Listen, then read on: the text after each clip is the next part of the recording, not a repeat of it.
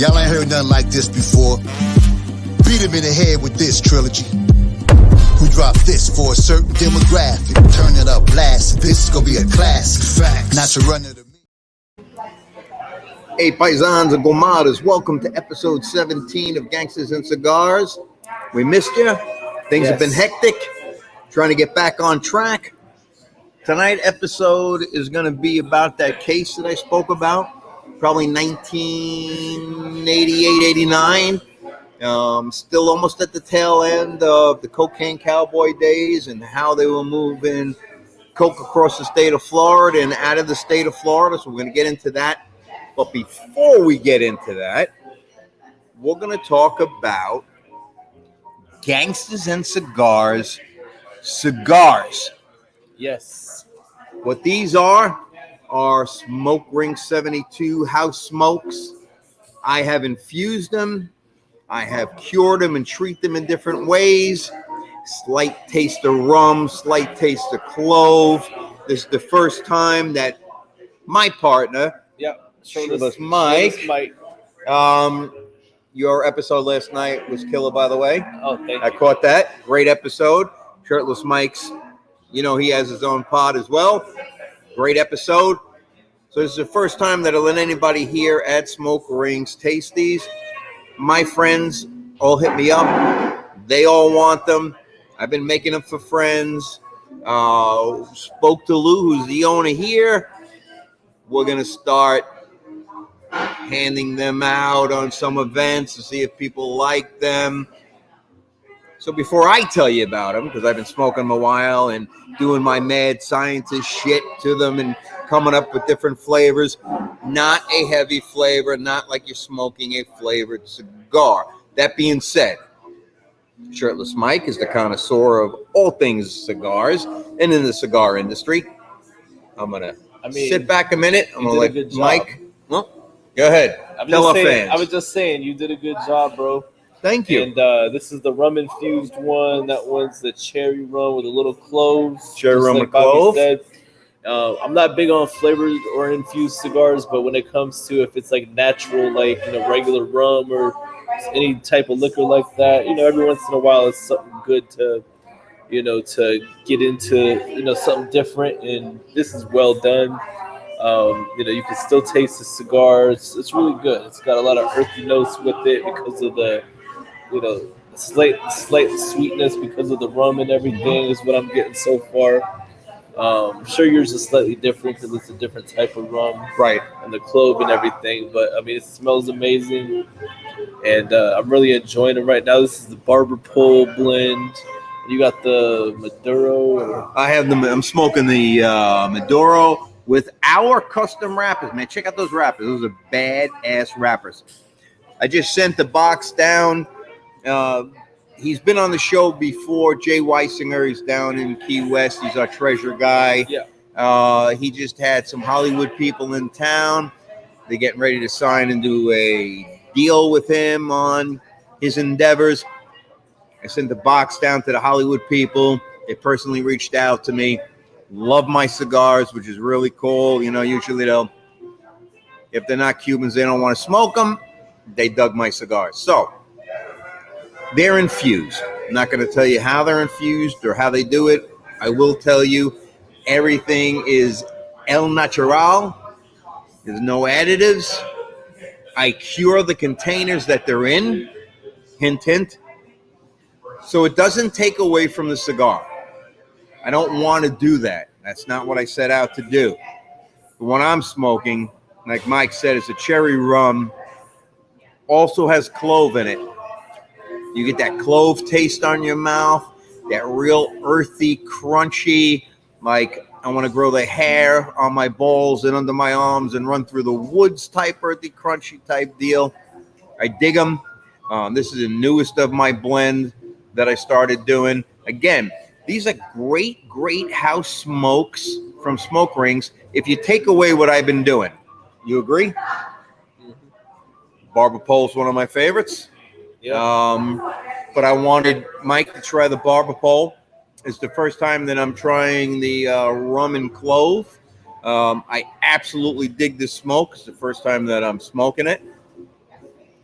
But if you guys have any inquiries, let me know. So we had a viewer, one of our fans, reached out to me and said, how come you guys don't do any acid reviews? My bad, my fault. I did not forget you. We'll do an acid next week. Okay. We'll do an acid next week. I'll have Shirtless Mike pick it out. But I got to tell you, nothing against acid. Bobby Baccala's house blend. You may want to look this up instead of the acid. That's all I'm saying. Hey, you know what's the cool thing about the acid cigar? I don't know if we've ever spoken about this, but if you smoke an acid Cuba backwards, so instead of lighting that end, you light that end and smoke it from that end. Yeah. The infusion actually goes away on that cigar. Really? Turns into a regular cigar. I've done it before several times. So I think one of us will smoke it in, the correct way, and I'll have you smoke it backwards. That's cool. Yeah, so I'm down. See, and then you can get what you're tasting. I think that's a great idea for. I'm down. And now we'll get a multitude more people smoking their cigars backwards. So you can do that with any cigar like that you're really familiar with to see how it changes. Mm-hmm. Because it's supposed to. You get a totally different cigar. It's blended to be smoked one way. So yeah, we'll do it. That's a little fun fact for today. So I'm getting different layers of flavor because that's how I set this up. And it's really cool. And I got to tell you guys, it's a little reminiscent if you were doing the club scene in the 90s and the 2000s when everybody was smoking Dijams Black. Remember those? Yeah, we sell those here. Do you? I've never smoked them.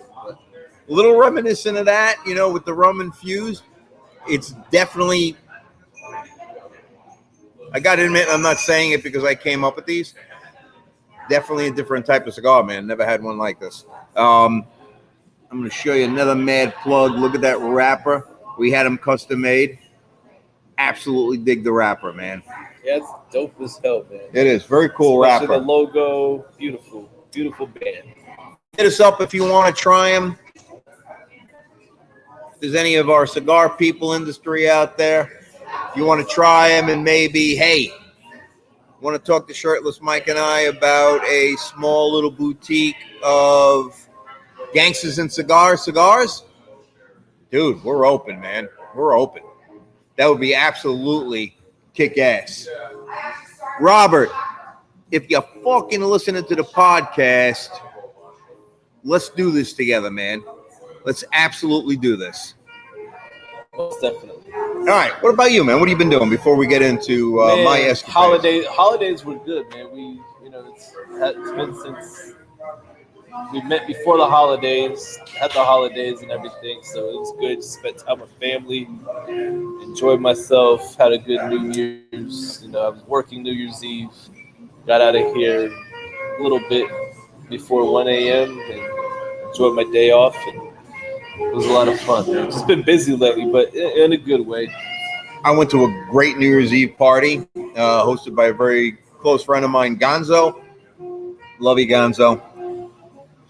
Gonzo threw a Sultan and harem party with big, huge harem tents he had custom done and brought in. And it was an absolute fucking blast. Great way to spend New Year's Eve. My wife and I ended up crashing in his custom bar. He actually has a bar built onto his home. Hung out in the bar all night, which was nice. It was a good place to crawl on our queen size air mattress and go to sleep inside the bar room. But we did. We had a blast. Spent it with some very, very special friends. They're all fans of the podcast. Shouts out to y'all. Thank you. I want to do one shout out if I can. I'd like to give a shout out to a very, very close friend of mine, one of my best friends, Chad Cook, who just now got voted in as the captain of Ancient City Privateers in St. Augustine, Florida. He was just voted in. He's going to do amazing things. I am his quartermaster. We're all looking forward to a new year and a prosperous year. So to Chad, huzzah. That's all I got to say, man. That's all I got to say. Yeah, man. All right. Sorry, man, I can't put the cigar down. So we've got a couple cool episodes coming up. Next week's episode I'm extremely excited about. His name is Steve Sage. He's from Bristol, England. Guy is famous through Europe as a bare knuckle fighter, belongs to one of the oldest tattoo associations back in Bristol, England. The guy is an unbelievable tattoo artist. He now owns Bully's Tattoo. Follow him on Instagram, follow him on Facebook. He's located in Central Florida. I met Steve from Gonzo. I've been talking to Steve, visited his shop. The guy is you just want to sit back and listen to the episode next week. I'm going to get tattooed in his shop. Steve and I are going to talk everything from this famous Bristol Tattoo Club, from their start in the late 40s, early 50s, if I'm not mistaken. We're going to talk about bare knuckle fighting, his experiences with the gypsies. The guy is probably only about 5 foot tall, 98 pounds. Steve, don't cave my head in when you see me. The guy's about the size of the brick wall behind you, man. The guy is absolutely humongous. His hands are like catcher's mitts. And I'm like, when I first see him and I get introduced to him, I'm like, the size of his hands, how does he hold a tattoo machine and do that beautiful work when his hands are like literally like catcher's mitts? Thus the bare knuckle fighting. And he's got some great stories I've heard from Gonzo about Steve. So I'm absolutely stoked, dude. It's going to be great. Link me up. I'll be in the tattoo chair. All right, for sure. And link me up. And I'll be shirtless. Be shirtless, man. We'll talk to Steve again. Steve Sage from Bully's Tattoo, Bristol, England. Guy is a character. He should have his own TV show. What a great guy. So he'll be on our next week's Wednesday episode. Looking forward to it. My nephew just gave me a brand new GoPro. Nice. So I'm all stoked. What a good nephew. He is, man. He's the best. Best friend in the whole wide world. We're very close, but that's for another day. Anyway, so I meet these people in St. Augustine that own this oddity shop, and they do everything. They do like casting candles and all this kind of shit in there. The people are cool as anything. But they give these ghost tours, and they do one in particular that I spoke to them about, and I'm like, wow, I'm intrigued. So they do a ghost tour, but on true crime and murders within the city. Nice. All the way back from, the 1600s. And cool. I'm going to go pro it at night, dude. We're going to hit near the cemeteries. I'm going to have them give me the tour. We're going to talk about true crime, right up my alley. We'll download it. Heck yeah. And what we'll do is when we download it, you and I will get on the couch. We'll play it so they can see it. You and I can talk in the background. So I got that going. I'll be speaking to them as well. That should be pretty interesting. So the next couple of episodes, guys, stay with us. Stay tuned. We got some more people who have been registering with the site. Thank you. Please give the thumbs up. Tell us what you like. Tell us what you want to see. Again, I didn't forget you out there, man, about the acid. We will do that next week, I promise. Yep. So what we'll do is, Mike, you do the acid on yourself. I can't smoke in the guy's shop. Okay. Or you want to wait to the next episode, and we can do it together like we said. We'll do the... Yeah, we'll do the following up. All right, that's cool. Together, that's cool. You can't smoke in this shop, but you probably don't want to try. You know what's funny? And plus, so my flat, there's like rules against absolutely at the same time. It's funny because every time you think you're a badass, you meet somebody who's even more of a badass. You know what I mean?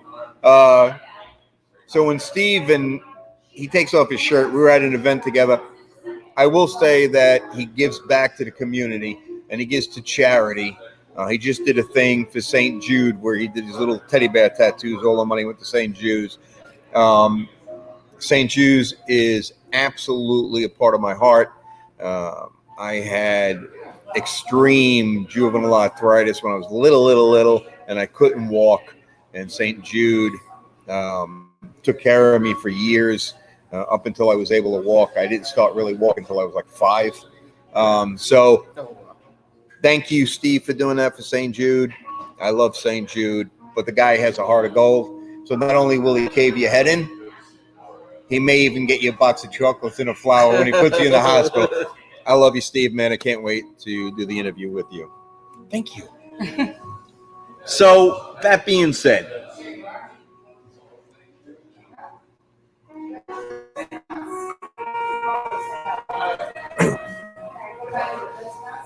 the year is probably 88, 89.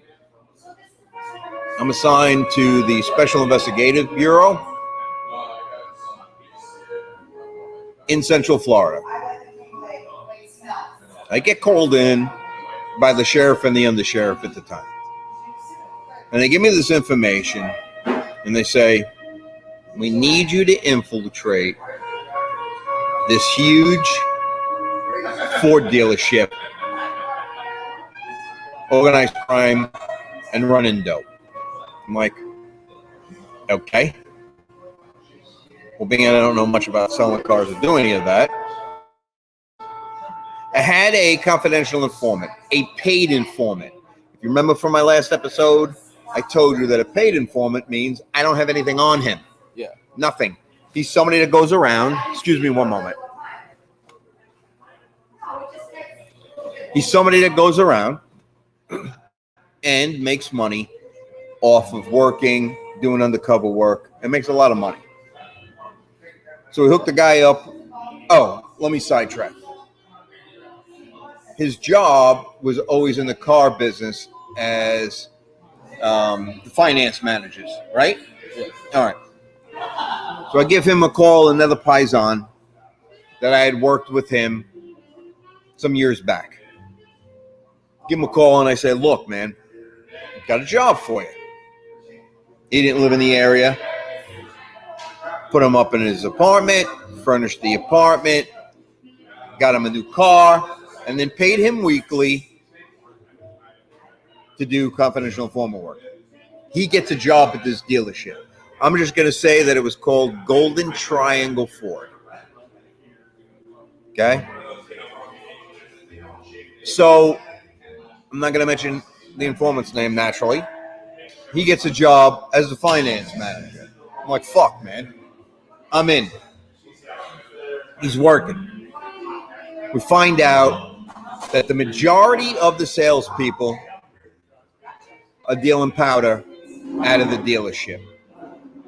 It's not really where I was going. Not really what I wanted. I'm going to let that shit slide, right? Because I want the owner of the dealership, who may or may not have been Cuban, and I wanted him, and I wanted how these large amounts of powder were being moved. Already knew. I'm going to get into it in a minute. I already knew. We're letting this go on. Case went on 6 months or so. Finally was able to get information. So you all know, and I posted a picture on our Facebook page and Instagram, the car haulers, right? He's got to get these brand new cars to the dealership, and he's got to get the cars out of the dealership like he was going to do delivery of cars to some of his other dealerships, Miami and other areas. So in the day, you see these car haulers, nobody's really checking. The coke was all in the car haulers, right? So they were in the cars that were being transported. At the time, I was like, oh, wow. All in the undercarriage of the cars. And it's fucking great. Because you got to think, how many times are these guys going to get stopped? Is highway interdiction going to run dogs? And this guy's been doing it and doing it and doing it. Yeah. But we needed other information. And the resources that I needed to get another organization involved. So we reach out to the FBI. They're looking at the dealership for other things. Interesting. Listen up, guys. The FBI has a team that break into locations, plant listening devices, and pinhole cameras, and leave, and you'll never know that they were inside. So we talk about doing B&Es. These guys were fucking amazing at doing B&Es. They come in, plant devices in the owner's office. And then in all of the whatever supervisors they had at this dealership that were all dealing.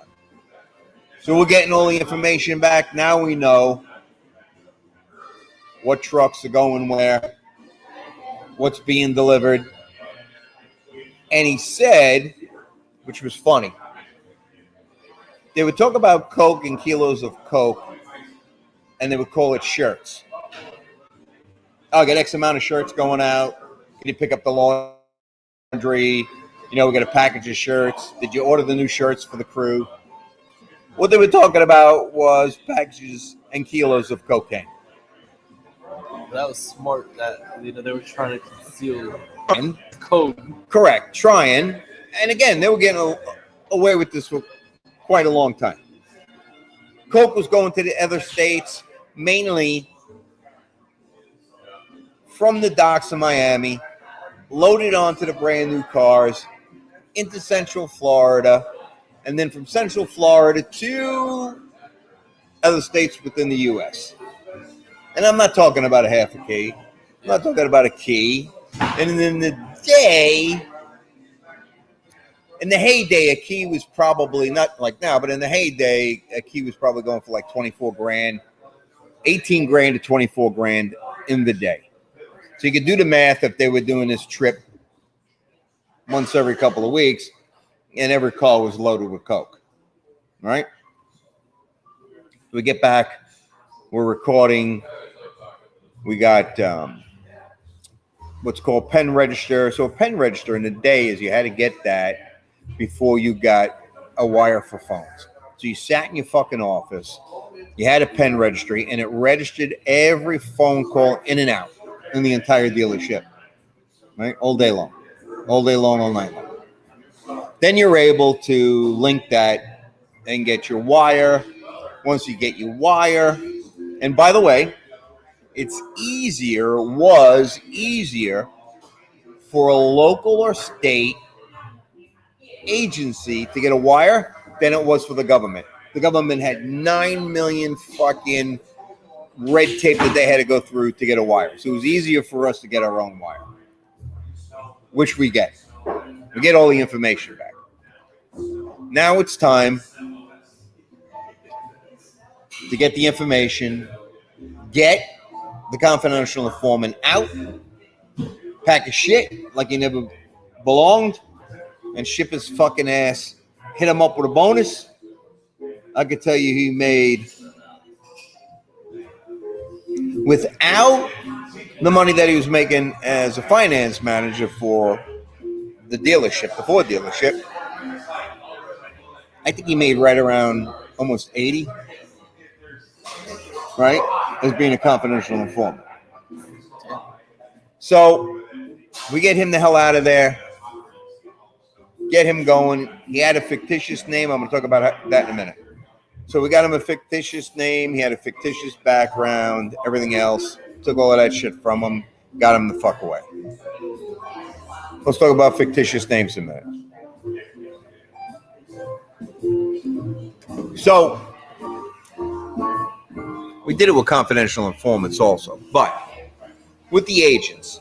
And when you worked special investigations and when you were working cases, naturally I couldn't go in there and say my real name. Now, you know, you have to have some type of cover. You don't want to come back to your family. You don't X, Y, and Z. So we would apply to the state for fictitious driver's license. Come up with whatever name you want to come up with. You get a fictitious driver's license, fictitious address, fictitious DOB. You had to have the deal be somewhat similar because you don't want to fuck up. You had to have your story down pat. Because trust me, these people are going to fucking test you every single step of the way. You go to the DMV, take you in the back room, they give you the fictitious license. Then you get fictitious credit cards, right? You got to have something more than a license. Yeah. Fictitious registration to whatever vehicle that you have. Then it's like, all right, I need a backstory. So we create in the state and national data system, we create a backstory and a criminal history. So I'm not going to go into what my criminal history was, but you had a criminal history underneath that name. If anyone ran your name, now you got to remember, there was a lot of these criminal elements that had girlfriends or whatsoever, wives that worked in police records or in dispatch just so they can keep track on their significant other or whoever they were tied to, okay? If a law enforcement officer or anyone else did an inquiry on my fictitious name, my plate, my registration, or anything, it was called a red flag. Automatically went back to my agency and my handler. So in most of the time, it would go back to when I was working with FBI or ATF. They'd get noticed right then and there. I know I'm skipping around, but I'm trying to lay down how you do this whole investigation. So we had several times people ran my shit during this whole investigation. Because I was going there and I was buying dope, not only from my confidential informant, but some of the other managers. So he was introducing me over there, just as somebody buying a little bit of weight, right? So I had to have thus me trying to tell you about how you get your information, right? And your background. I even was arrested by FHP and another agency I won't mention. And it's not like you could say when you're around people, oh, hold on a minute. You got to wait. You're back at the car. You're taking the ride. And you go, hey, just make this phone call for me. So, just an interesting story. Yeah. All right. We decide on a Saturday, one of the busiest days at this shop and dealership, we're going to hit the dealership. We get tactical units, guys from SIB and the Detective Bureau, in uniform with the Sheriff's Department so we could secure it. We're running through the dealership with guns drawn, and dealership managers are running like fucking crazy, and car salesmen are running like fucking crazy. People are on the floor screaming and yelling because they don't know who. They're just not looking at, okay, everybody's law enforcement coming in. Yeah. So we grab everyone, make the arrest. Now, we're going to secure the dealership, and the dealership is now going to become property of the state, the government, and the Sheriff's Department. Everybody that was involved is going to get a piece of the pie. Here's the only problem we had. In the car industry, when these dealers are receiving cars, they call it floor plan, right? So they're not actually buying the cars. The cars come in, they have to sell them, and then they give the money to Ford, Chevy, GMC, whoever the fuck it is, right? So the majority of all the cars in there, unless they were taken in trade, were floor plan. But we didn't want it, because if we took them, we had to pay the Ford dealership. Oh, yeah. But we did take all of the cars that were taken in on trade, along with the tractor trailers and everything else. It was a big case. It had Great ending to the case. He didn't see it coming. It was one of the first times that I seen the special teams come in and set listening devices and shit, and didn't even trip a fucking alarm. These guys were super, super cool and amazing. If you look at some of your organized crime cases, they did this in some of the mob bosses' homes. Have broken into mob bosses' homes and set wires and listening devices and other things as well. Pinhole cameras, which are so little and minute, and where they're placed, you never find them, you never seen them. They set up all pinhole cameras as well for this case. So when it goes to court, state, local, federal, it's like nobody could say, oh, wait a minute, that wasn't me. Or on a low-level dope deal, you always had them say, oh, those aren't my pants. That ain't me dealing. Well, fucker, you're on video, you're on audio, you already been identified.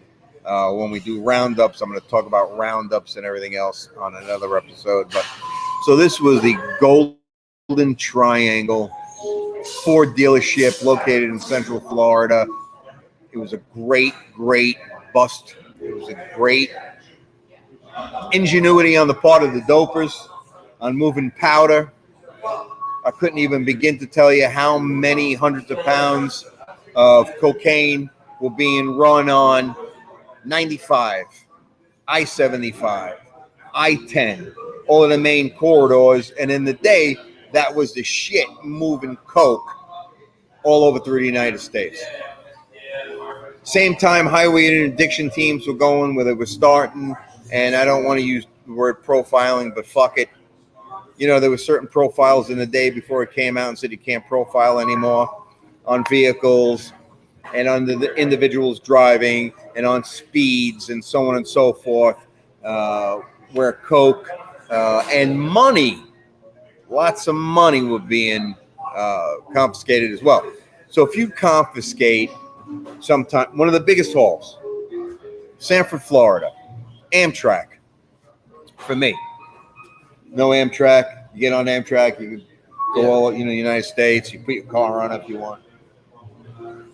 So we get a tip that there's $1 million being run with a fictitious family on Amtrak. They had stuffed pamper boxes. They had a little baby with them, and they were running it for a Latin organization. Naturally, it wasn't their money. So there was almost $1 million, I think right at $1 million stuffed in pamper boxes. Resealed, so it just looked like they were taking all these pamper boxes up north to Virginia, I believe it was stopping in, and then wherever they were going to go from there. And they said they put all these boxes. Until it came time to stop, and then it was like, no, these aren't our pamper boxes. These aren't. In essence, they left right at $1 million that was confiscated. So you had multiple agencies involved. When it's forfeited, the money is cut up and given to these different agencies, and it goes usually towards training or back into investigative funds to investigate more cases. So that's how that money goes. Had people doing, when we done interdiction, oh, that money, that cash, that $250,000, $350,000 cash, I'm going to buy a new home. Well, nobody carries $350,000 cash to buy a new home. So it's confiscated. And usually they're given a choice. You can either sign it over to us, going to take it anyway, or you could pay for an attorney and spend almost the amount of money that we just confiscated, you trying to get the money back. And one of the problems that ran into in the 80s, we're talking cocaine cowboy days in Florida, we're talking Scarface days in Florida,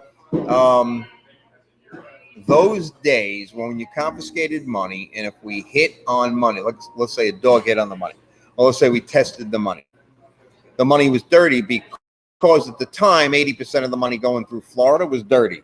So you're going to find remnants, trace of coke on the money, which gave us a right to take it. They went away from that a little bit because they found out that mostly, like I said, 80% of the money in Florida was dirty money.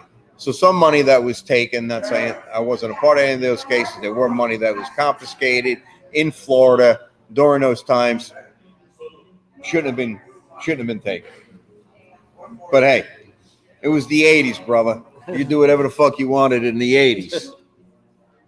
So that case, really ties in. The reason why I wanted to talk about it really ties in with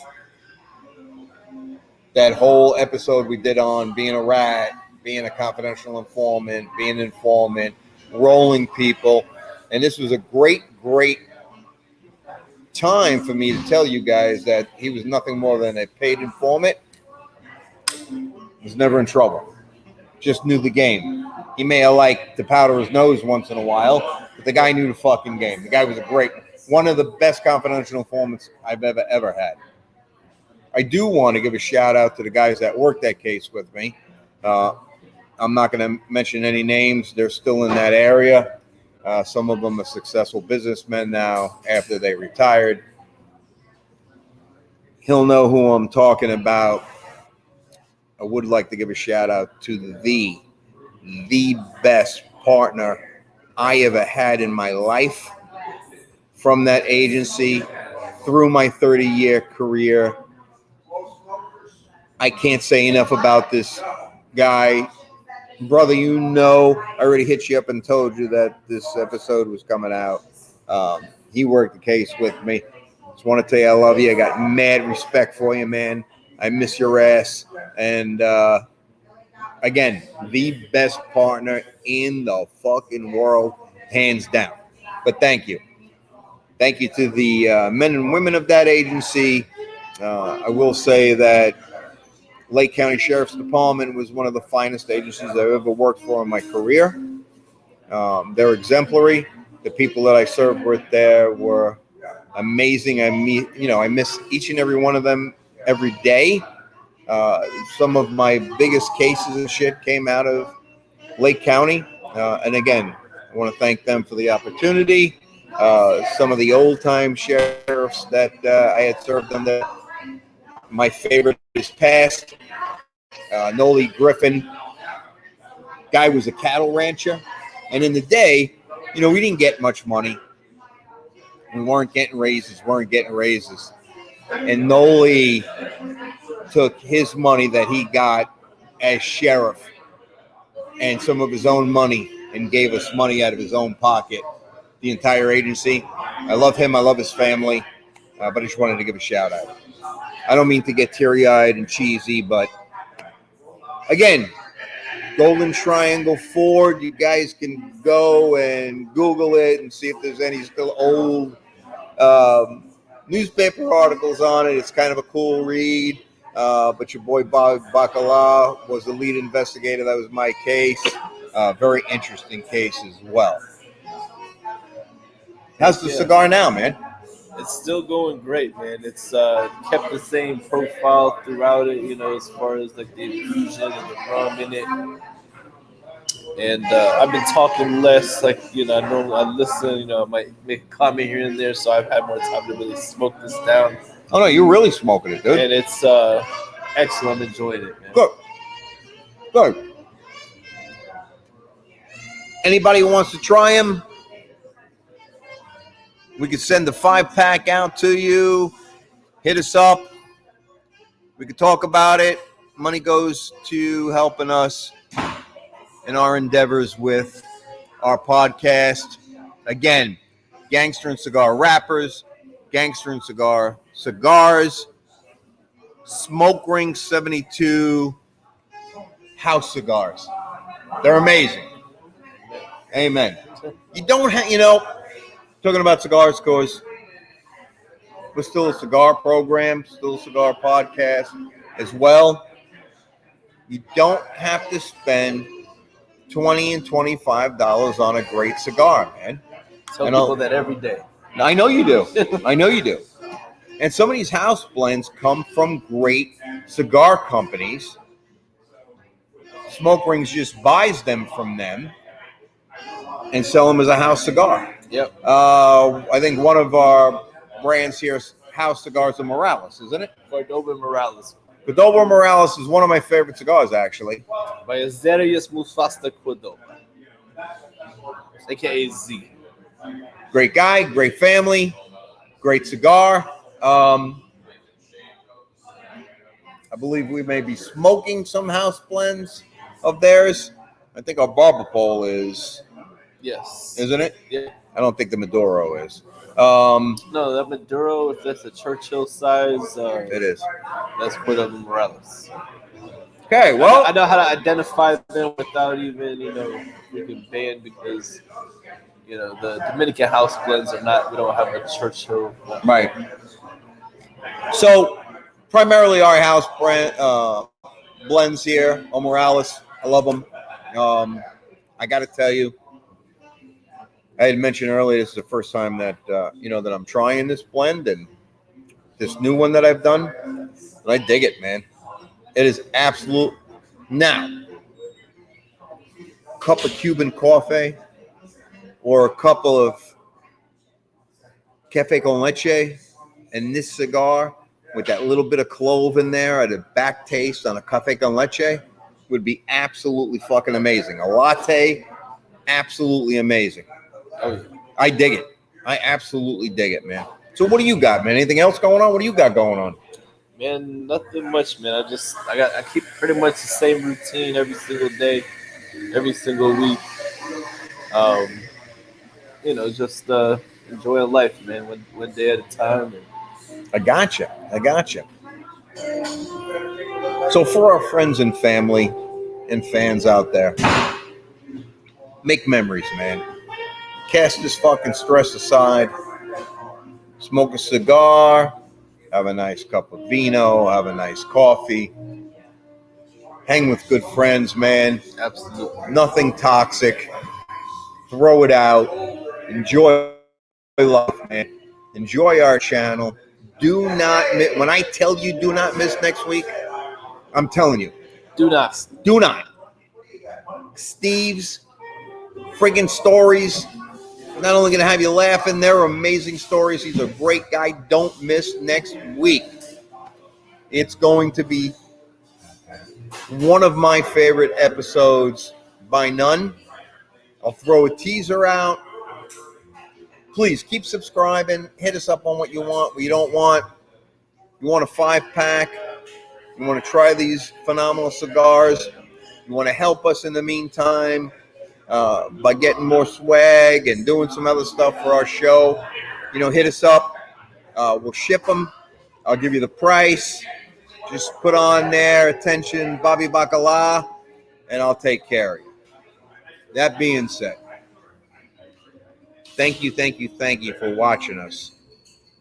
Remember also, we'll be doing that whole spooky tour of homicides in St. Augustine. I'm going to try to GoPro for the first time. I'm going to try not to fuck up. I even got an attachment for the hat. I even may put it on my fedora when I walk around. We'll see how it turns out. Be blessed. We love our fans and our family. I'll end it the way I always do. You can either be seated at the table or you can be on the menu. Don't be on the menu, folks. Doesn't end well. We love you. Peace out. Peace out, y'all.